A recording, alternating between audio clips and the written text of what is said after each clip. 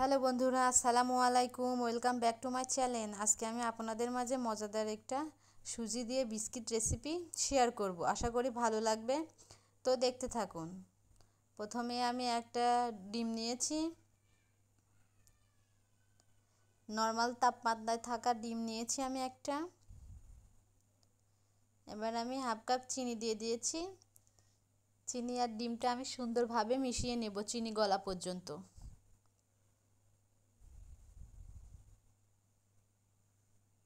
দেখুন কত সুন্দরভাবে গলে গেছে। এবার আমি একে একে অন্য মিশ্রণগুলো দিয়ে দিব। আমি 2 চামচ মতো গুঁড়া দুধ দিয়েছি। গুঁড়া দুধটা দেওয়ার চেষ্টা করবেন, তাহলে ভালো লাগবে, না দিলে সমস্যা নেই। আর এদিকে আমি 1 কাপ সুজি নিয়েছি। সুজিটা আমি অল্প অল্প করে দিয়ে মিশিয়ে নিব।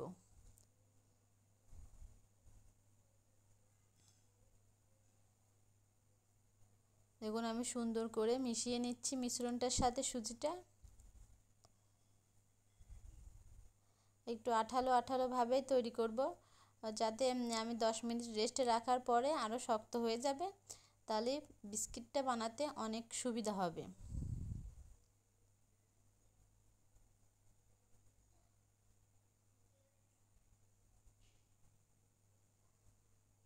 দেখুন আমি অনেক শক্ত করেই মিশ্রণটা মিশিয়ে নিয়েছি।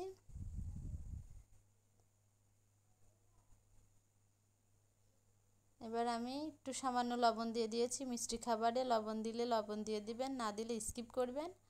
আর আমি হাফ চামচ মতো ভ্যানিলা এসেন্স দিয়েছি, যাতে ডিমের গন্ধটা না আসে। এবার দিয়ে আমি সুন্দর করে মিশিয়ে নিব।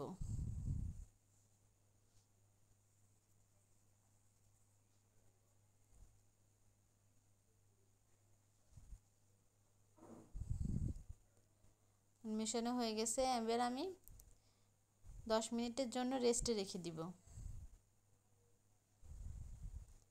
দেখুন রেস্টে রাখার পরে কত সুন্দর শুকনা শুকনা হয়ে গেছে। এবার আমি বিস্কিটের শেপে একটা একটা করে বানিয়ে নিব। আমি কিভাবে বানাবো আপনাদেরকে দেখাই দিচ্ছি। প্রথমে আমি হাতের সঙ্গে তেল লাগিয়ে নিয়েছি, নেমে অল্প করে মিশ্রণ নিব। মিশ্রণটা নিয়ে দেখুন হাতের সাথে সুন্দর করে প্রেস করে গোল গোল করে বানিয়ে নিব। এভাবে আমি সবগুলাই বানিয়ে নিব। আমি বানিয়ে রেখে দেব না, একটা একটা করে বানাবো আর আমি তেলের উপর ছেড়ে দেব। তেলটা আমি একদম লো করে মানে হালকা কুসুম করে গরম করে নিয়েছি। দেখুন এভাবে আমি তেলের উপরে দিয়ে দিয়েছি। এবার আমি এক পাশটা একটু লাল লাল হয়ে গেছে, এবার আমি এক এক করে উল্টাই দিব। কত সুন্দর পিঠাগুলা বিস্কিটগুলা ফুলে ফুলে উপরে উঠে আসছে।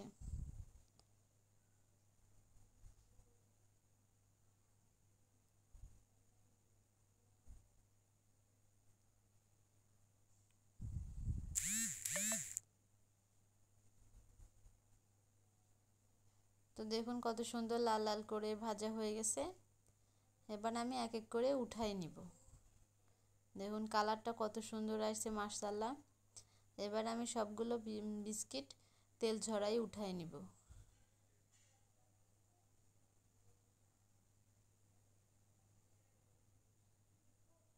এভাবে আমি সবগুলা বিস্কিট বানিয়ে নিব।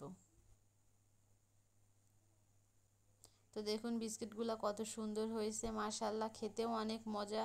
আর এটা তৈরি করে আপনারা সংরক্ষণ করেও রাখতে পারবেন।